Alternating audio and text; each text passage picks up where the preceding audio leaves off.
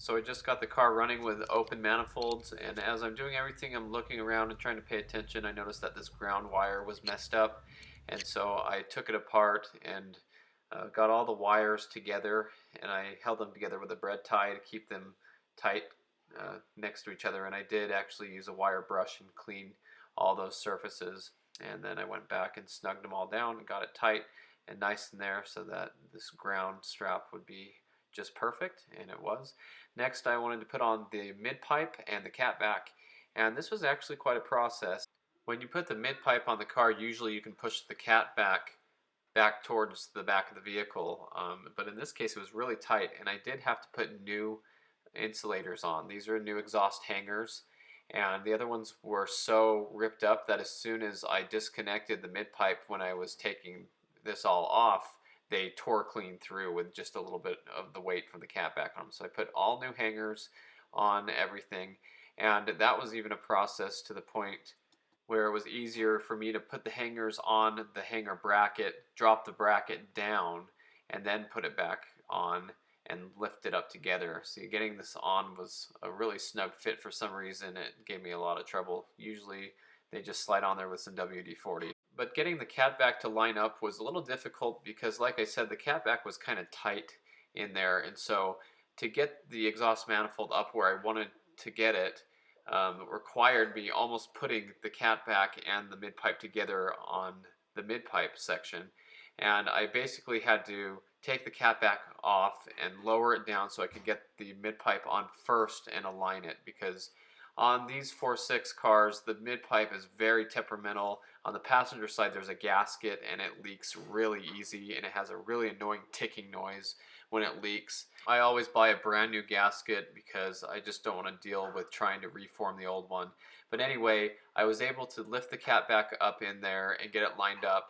But something that I was not anticipating, because I usually do this on manual transmission cars, is the automatic transmission was really difficult to get around on the base part where the pan is. So I ended up unscrewing the O2 sensors and plugging them in first and drooping them down to the mid pipe where I could screw them in once I got the mid pipe up high enough.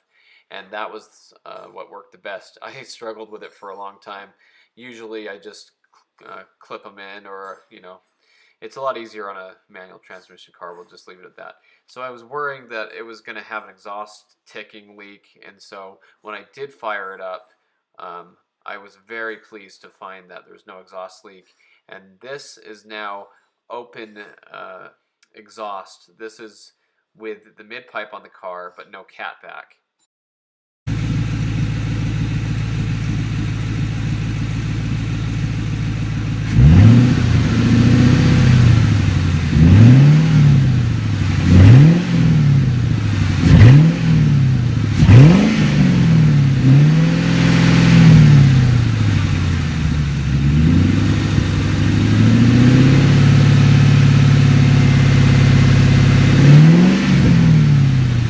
By the way, that was an $80 Lucky sweater. That was the most expensive sweater I've ever bought, and look at it now, it's all destroyed. I gotta be more careful. I do have a bunch of work clothes that I use for working on the cars, and this sweater was actually getting to that point because the wrist had a little bit of grease on it from working on the car once, and my wife wasn't happy about me wearing it out in public, out to town and stuff. So it got real destroyed after this. I try to be careful, but you get working on stuff, and next thing you know, you're covered.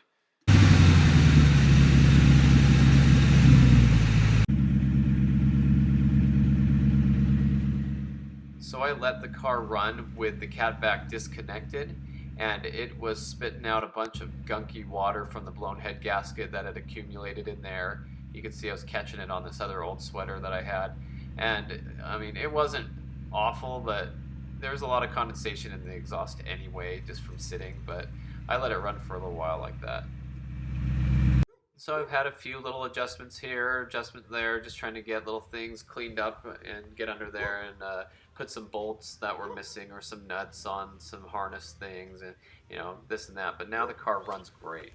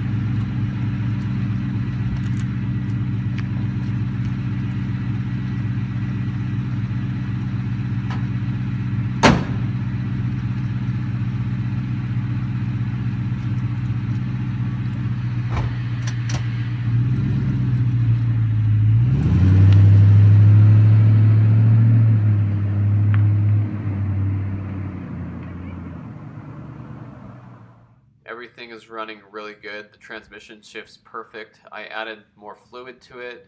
It had lost a little bit with the torque converter coming out. And so what I did to top off the transmission fluid, which is also the procedure I used on the other GT when I added all of the fluid to the car, um, besides adding a quart of transmission fluid to the torque converter itself when I did put it into the car, what you do is you get a small funnel that goes in the dipstick tube for the transmission, and you add a quart or two at a time, and then you go in the car while it's running and you run it through the gears, not going anywhere, just keep your foot on the brake, and then you cycle from drive down to 1, and then all the way back up to reverse, and then back down to 1, and you just keep cycling while you're holding your foot on the brake. And the pump in the transmission should pump fluid into everywhere it's needed, and so you just keep cycling it like that, and then checking the fluid. I do that and then add a quart and do it again, add a half a quart, and just keep going until the dipstick was reading right where it should be. And so when you start doing that, the wheels might not even move, and the car might not even move at all until it has enough fluid in the transmission. But that worked, and it drives perfect, shifts smooth. I'm also very excited to note that the power steering and brakes work perfect as well, because that was an issue with my other GT. So here's a little bit of driving around in the car, and there is a low fuel light on the sending unit. Might be stuck or something with a new pump, new basket and everything, so that's something I'll work on. Now I did have the battery light come on and off and on and off, and I wasn't sure if the alternator was charging right, so I wanted to take the cigarette lighter thing I have that tests the voltage, and so I wanted to plug that in and see if the alternator was charging. But the fuse was dead, so I referenced my old video, and I actually found that it was slot number 1, I believe. The fuse was actually blown, so I replaced the fuse, and then I put this cigarette lighter thing in here, and so it shows the 12 volts with the car off, and then when I started it would jump up to 13.6, and it stayed charging the whole time. So it was not an issue with the alternator, it was just the light. I've had that actually with my Orange Cobra. So the car runs very good now. I did have to replace the fitting here that I had made with the copper elbow. There is the new piece of the gear clamps. It was actually pulling up a little bit of coolant on the valve cover in the little area there where the valve cover bolt is. I'll show it to you here again in a second. This is after I cleaned it out, but that was a little bit of an issue it had. So it was just that hose for the heater core right there, and if you look down here in that valve cover bolt, that's where the coolant was accumulating, but now it's nice and dry, and that was all cleaned up. But there are going to be a bunch of small little things when you replace the entire engine on a car, and I'm totally cool with that. I'm very excited that this car is running now. I just barely put insurance on it, and I have an appointment to get it registered, so you'll see that. I can start daily driving it some more.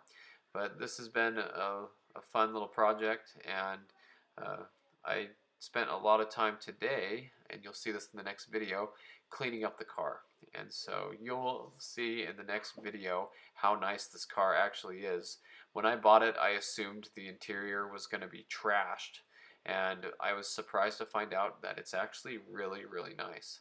So stay tuned for that video. I like to put the playlist of each of my cars at the end of the video. That way you can go back and watch all the videos that you may have missed and enjoy this project. So thanks for watching, and stay tuned for the next update on this car.